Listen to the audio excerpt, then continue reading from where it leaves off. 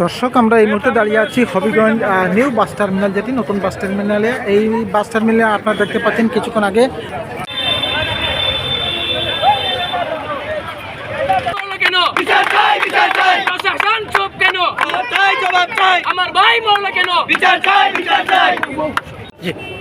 আসসালামু আলাইকুম। আমরা বৃন্দাবন কলেজের সাবেক শিক্ষার্থী।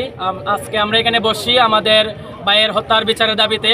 আজকে আপনারা সবাই অভিজ্ঞত আছেন যে হবিগঞ্জ দুলিয়াখাল বাইপাস রোডে আমাদের বন্ধু পদার্থ বিজ্ঞানের সে বাইক দিয়ে আসার সময় আমাদের এই হবিগঞ্জের একটা বাস তাকে অ্যাক্সিডেন্ট করে প্রথম অবস্থায় তাকে সামনের চাকা দিয়ে বাড়ি দিয়ে ফালিয়ে পাছনের চাকা দিয়ে তার উপর দিয়ে চড়াও হয়ে চলে আসে এবং সে এই জায়গাতে ঘটনাস্থলে সে এখানে দাঁড়ায় নাই, বাসটা নিয়ে সরাসরি চলে আসে বাস স্ট্যান্ডে।